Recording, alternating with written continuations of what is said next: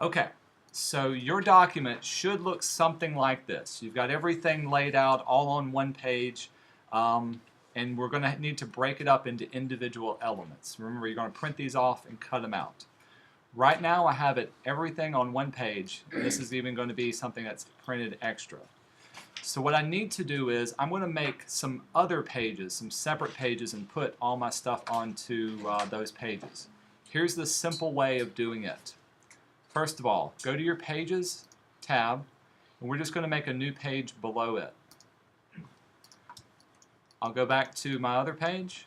I'm going to select everything, copy it, edit, copy. If I go to my next page and click on it, if I just do a paste,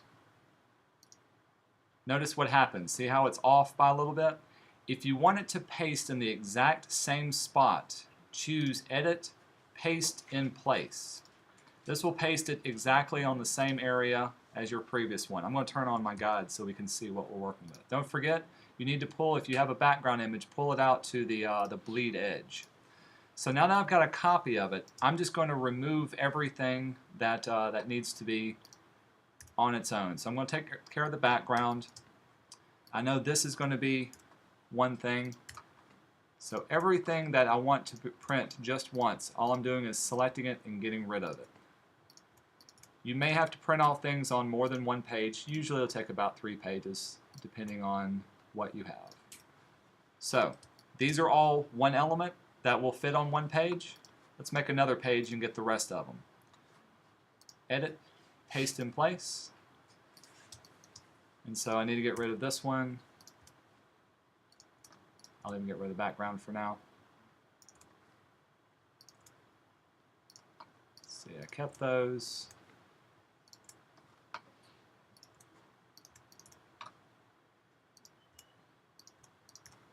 If you do have an element that has a white border, for instance, this one was going to go on top of here, you need to make something that'll say where the edges are. So in my case, I need to give it a little bit of an outline. So I'm going to select it, choose your border color, and give it just a really thin outline. Right now it's at 1 point. We can save it to be about 1/4 of a point. This way, when I go to cut it out, I know exactly where to cut everything on top of it. Real easy, easy. Let's see, I do need to shift a few things around so that nothing's overlapping. So we'll move that over there. Select both of these. We'll move this up to here as well. Let's see. Just as long as nothing's touching. Okay. So I've got this. I've got this. What am I missing? Deleted the pictures. From those two, you got two squares. You have the two background of the two squares, the plaid and the flowering one. Uh-oh. Okay, I see what you mean. I should have copied this picture. Gotcha. And my L. This picture, and thank y'all for catching that. That and that. There we go. Now I got my elements. What am I missing? My background. So let's make one more page. We're going to paste it in place. Check that. Oops. Accidentally didn't copy it. Let's go back. Select all. Copy. Paste in place. Check this out. I've got everything selected. So if I shift and select, I'm going to deselect my background. I also need to be sure I have my lines selected as well. So I'm going to deselect those. Now when I hit delete, all I'm left with is just my background and my lines. Make sure your lines are showing up. Another thing that you may run into, if you have a dark background and your lines are black, you're not going to be able to see it very well. For instance, this is what it would look like. Can you see that line? Not very well. If it's dark, you need to make it light so that it will show up once you cut it. As soon as you have everything set up, so mine's going to be fitting on 3 different pages, pay attention to the page number that they're on. Notice it's on page 6, 5, and 4. 4, 5, and 6 are all that I need to print off. These other pages were the extra things that we created. Here's the fun part. Here's where you need to really pay attention to what we set up. I'm going to go to File and Print, and I've got the cardstock already loaded into the printer, so you don't have to worry about choosing a paper type or anything. But we do need to set up a few things. The first tab that you come to is the general information. We're only printing one copy, but I need to tell it what pages, what range to type it in. So what were my page range? 4, 5, and 6. I'm going to choose range and just do 4 through 6, just like that. Type in the page range that you want. Everything else will remain the same. Second thing, to choose your paper size, go under Setup, and you get kind of a preview. By default, it's set to letter size, and you can see that it's too big. It won't fit inside the letter. So we need to change it to 11 by 17. What's that called? Tabloid size. Tabloid size is 11 by 17, and it'll print by default on the left-hand side. If you want to print it in the center, change your page position to centered, and you can see now it'll print right in the center of your page. All this is under the Setup tab. Next thing, we need to make sure that you turn on your bleed marks and your crop marks. If you don't, and you try to cut out this page, it's going to be way too big. Remember, we're overprinting a little bit. To turn on your marks, go to Marks and Bleed, and the main ones that we need are just your crop marks and your bleed marks. Everything else can be left off. We won't worry about that. Here's the final thing that you're going to run into. Our printer is a little heavy on the red. Every printer is going to be slightly different, and so when you send images to it, sometimes it won't print exactly what you see on the screen.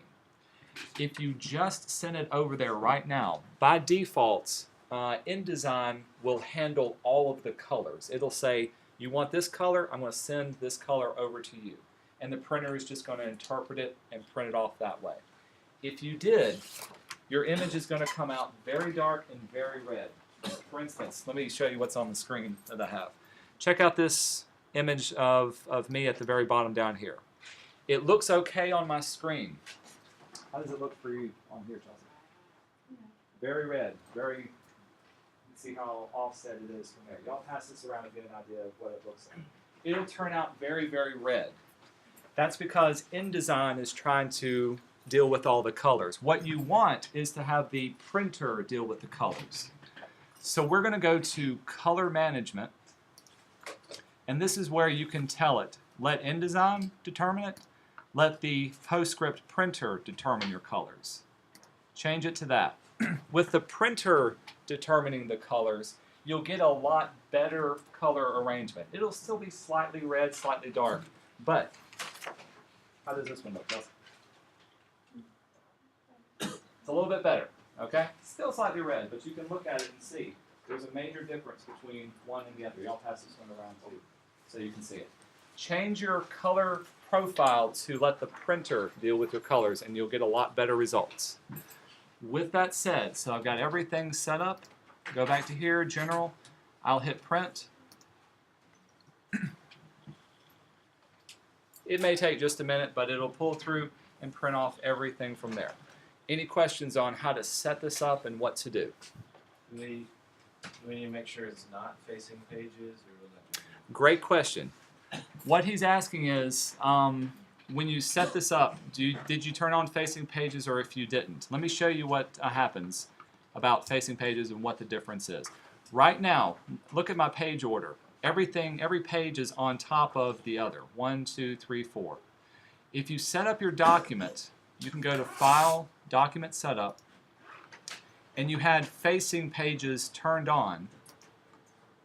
Watch what happens. See how the pages are side by side with each other? When you start to make new pages and this happens, it's going to be difficult printing it off. You won't get your full bleed on all the edges. If your document is doing this, go to File, Document Setup, and then turn off the facing pages. And that'll put it back to normal the way God intended it. Okay? Good question. Those are printing off for me. They should be okay. I'll turn off, or I'll pause the